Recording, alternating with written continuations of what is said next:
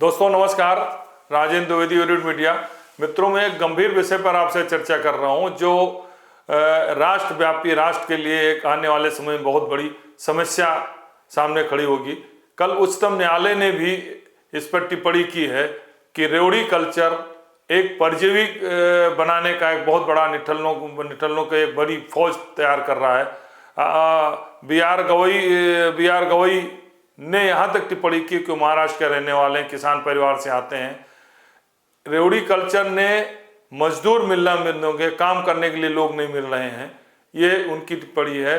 और ये एक राज्य या एक सरकार या एक दल नहीं कर रहा है, केंद्र हो, प्रदेश हो, क्षेत्रीय हो, राष्ट्रीय हो, सभी दल इसमें शामिल हैं और कंपटीशन जैसा हो गया है कि कौन कितना घोषणा कर सकता है। और इसका एक लाभ भी लोगों का मिला है। सबसे बड़ा लाभार्थी भाजपा, कांग्रेस और आम पार्टी भी थी। केजरीवाल ने इसको नया स्वरूप दिया।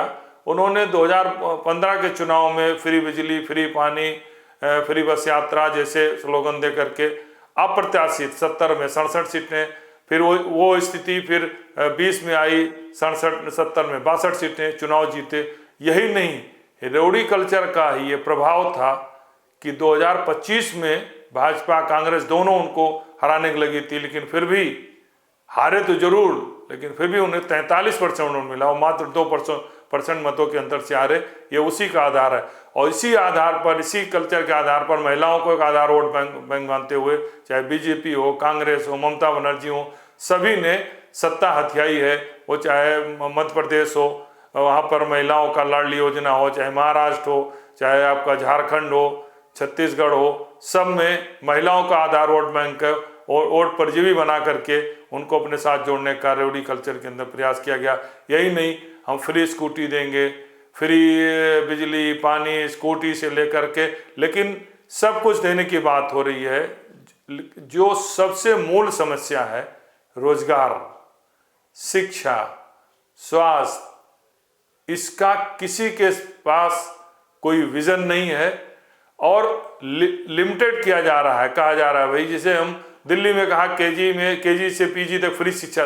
अरे पूरे देश में केजी से पीजी तक फ्री शिक्षा क्यों नहीं दी जा रही? टेक्निकल, मेडिकल में जो देखिए कितने महंगे हो गए हैं, तो एक राज्य में क्यों केजी से पीजी की बात हो रही है? उसी तरीके से कांग्रेस ने अपने कर्नाटक में अपनी घोषणाएं की, आपने पंजाब में घोषणा करके लाभ उठाया।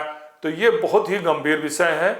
और जिस देश में अगर सारे राज्यों के हम लाभार्थियों के रेवड़ी कल्चर के तहत जोड़ लें तो 100 करोड़ से आबादी अधिक हो रही है। 140 करोड़ की आबादी में 100 करोड़ से अधिक, बल्कि 110, 115 करोड़ हो जाएंगे, इससे ज़्यादा ही होंगे।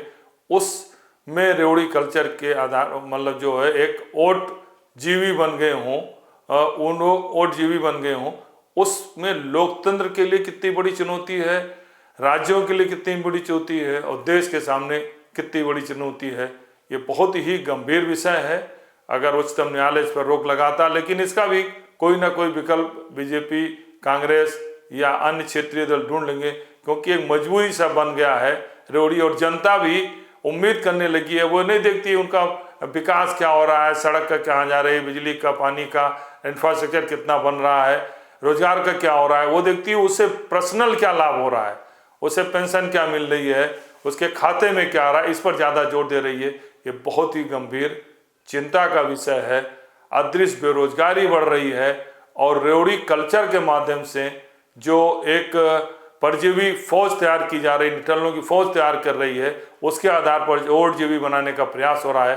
ये बहुत ही दुर्भाग्यपूर्ण है, लोकतंत्र के लिए घातक है और उच्चतम न्यायालय ने इसको गंभीरता से लिया है। आने वाले समय में क्या निर्णय देगा, इस पर भी बहुत कुछ निर्भर करेगा। लेकिन एक बार फिर सारे राजनीतिक दलों को, क्षेत्रीय दलों को, राष्ट्रीय दलों को देश हित में इस पर विचार करना चाहिए कि रेवड़ी कल्चर बंद हो और देश के विकास में, देश के मूलभूत आवश्यकताओं में शिक्षा, स्वास्थ्य जैसे गंभीर विषयों पर ज़्यादा से ज़्यादा धनराशि खर्च हो। धन्यवाद।